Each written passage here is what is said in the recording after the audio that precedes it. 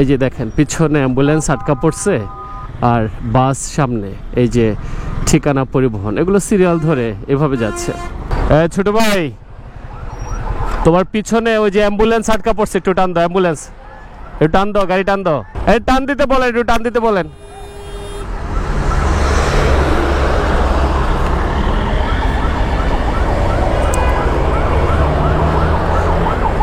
চিপার মধ্যে একটা অ্যাম্বুলেন্স আটকা পড়ছে, হয়তো না বুঝে এই লাইন দিয়ে ঢুকে গেছে। অ্যাম্বুলেন্সে থাকা রোগী বুঝতেছে তার একটা সেকেন্ড কত দীর্ঘ, কত লম্বা। আমরা অনেকেই আছি যারা চিল মুডে, রিল্যাক্স মুডে রাস্তা বন্ধ করে রাখি। এই যে গাড়ি থেকে একটা চিপসের প্যাকেট ফেলছেন, একটু বাইরে রাখেন। হ্যাঁ, আসসালামু আলাইকুম, ভালো আছেন মুরব্বী? ওই অনেকেই হচ্ছে গাড়ির ভিতর থেকে চিপসের প্যাকেট, পানির বোতল, এটা সেটা বাইরে ফেলে।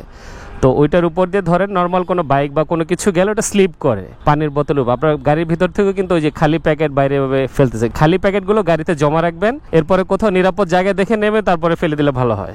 কিছু মনে নেন না? হ্যাঁ জি, ওনাদের সাথে একটু কথা বলতেই হইলো। অ্যাটলিস্ট যদি মাথায় থাকে, মনে থাকে, আই হোপ এই কাজটা দ্বিতীয়বার হবে না। আমাদের দেশ ইউরোপ আমেরিকা হয়ে যায় নাই আমাদের চিন্তা ভাবনার কারণে।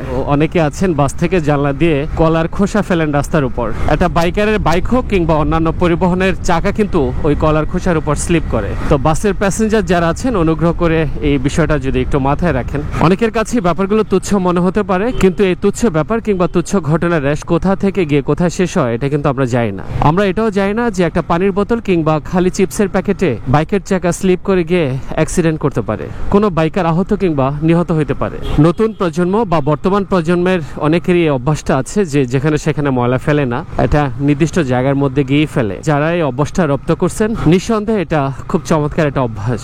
আজকে ছুটির দিন, দিনটাকে কিভাবে সাজানো যায়, কিভাবে গোছানো যায়। ঘুম থেকে ওঠার সময় এমন ভাঙা ভাঙা চিন্তার মাঝখানে অফিস থেকে ফোন, অফিসে যেতে হবে।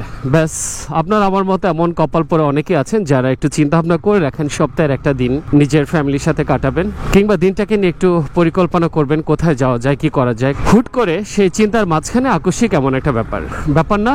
আজকের এই সময়টাকে আমি সেলিব্রেট করতে চাই, যেহেতু অফিসের উদ্দেশ্যে বের হয়ে গেলাম। অবশ্য জুমার নামাজের পরে বের হয়েছি। যাই হোক, যারাই রাস্তাঘাটে চলাচল করছেন অবশ্যই রাস্তাঘাটে চলাচলের আগে ট্রাফিক রুলস সম্পর্কে আপনার সম্যক ধারণা থাকতে হবে। আমরা হয়তো 100% একুরেসি মেনটেন করে চলতে পারবো না, এটা আমাদের জন্য অনেকটা ডিফিকাল্ট হয়ে যায়। তারপরে যতটুকু সম্ভব আমরা ট্রাফিক ল মেনে চলাচল করব এবং ট্রাফিক সিগন্যাল ফলো করব, রং সাইড পরিহার করে চলব। আজকের দিনটা প্রত্যেকের জন্য শুভ হোক, প্রত্যেকের চলাচল নিরাপদ হোক।